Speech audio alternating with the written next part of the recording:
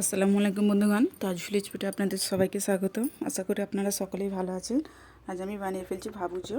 এটি করতে আমার যা যা লাগছে সেগুলো হলো, এখানে আমি 1 কাপ মুগ কড়াই নিয়েছি, আর এটিকে উনুনে কড়া বসিয়ে হালকাভাবে এই মুগ কড়াইটি ভেজে নিয়েছি। এই যে দেখুন, একটু কালারটি চেঞ্জ হয়ে গেছে। এবার আমি এটিকে তুলে নেব, নিয়ে এটি জায়গায় ঢেলে নিয়ে এটিকে ভালোভাবে ঠান্ডা পানিতে আমি ধুয়ে নেব। আর আমি এখানে আবারও কড়া বসিয়ে দিয়েছি, দিয়ে দিয়েছি পানি। আর এখানে আমি নিয়ে নিয়েছি চালটি আমি 200 গ্রাম নিয়েছি। চালটিকেও ভালোভাবে ধুয়ে আমি এর মধ্যে কড়ার মধ্যে দিয়ে দিলাম। আমাদের গ্রামের দিকে এটি মাটির হাঁড়িতেই এটি রান্না হয়, যেহেতু হাতের কাছে মাটির হাঁড়ি নেই, তাই আমি এটি আজকে কড়াতেই বানিয়ে নিচ্ছি। আর বিশেষ করে এই সময়, কারণ এই সময়তেই এই সবুজ মুগ কড়াইটি আমাদের গ্রামের দিকে হয়। আর আমি এতে দিয়ে দিচ্ছি অল্প একটু ছোলা, আর দিয়ে দিচ্ছি একটি তেজপাতা আর একটি এলাচ। হ্যাঁ বন্ধুরা, যেটি বলছিলাম, আমাদের গ্রামের দিকে এই সময় এই মুগ কড়াইটি হয়, আর এরকমভাবে ভাবুজো খুবই সুস্বাদু হয় খেতে।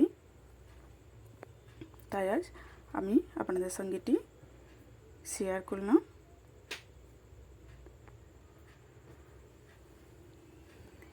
এই দেখুন, ভাতটি আমার হয়ে গেছে। এই যে কড়াইটি সেদ্ধ হয়ে গেছে, আমি কিন্তু এতে এখনও নুন দিইনি। এবার আমি কড়াইটি সেদ্ধ হয়ে গেছে, এবার আমি এতে দিয়ে দেবো নুন, দিয়ে সবগুলি ভালোভাবে মিক্স করে নেব নুনটি। আর আমি এখানে 2টা চুবড়ি নিয়েছি, নিয়ে এর মধ্যে আমি এটি ঢেলে নেব। এটিকে খুন্তির সাহায্যে নেড়ে এটিকে আমি একটু ঠান্ডা করে নেব।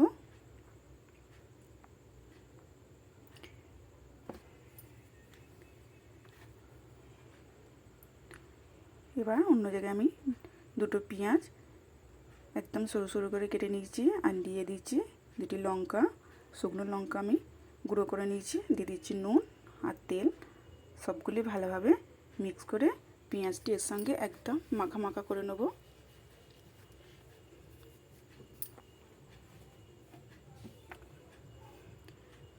একদমই চেপে চেপে পেঁয়াজটি লঙ্কা নুনের সঙ্গে ভালোভাবে মাখা মাখা করে নেব।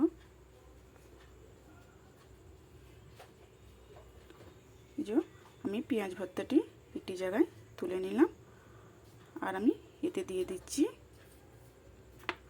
সেদ্ধ করা আলু, দিয়ে ভালোভাবে মাখিয়ে নেব। বন্ধুরা, ভিডিওটি যদি আমার ভালো লেগে থাকে, লাইক, কমেন্ট অ্যান্ড সাবস্ক্রাইব করে বেল আইকন প্রেস করে অল করতে ভুলবেন না। প্লিজ প্লিজ সাবস্ক্রাইবটি করে দেবেন।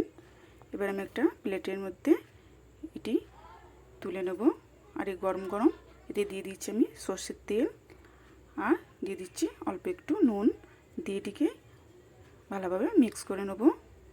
যে কাঁচা সর্ষের তেল আর নুন দিলে এর স্বাদটি আরও বেড়ে যায়।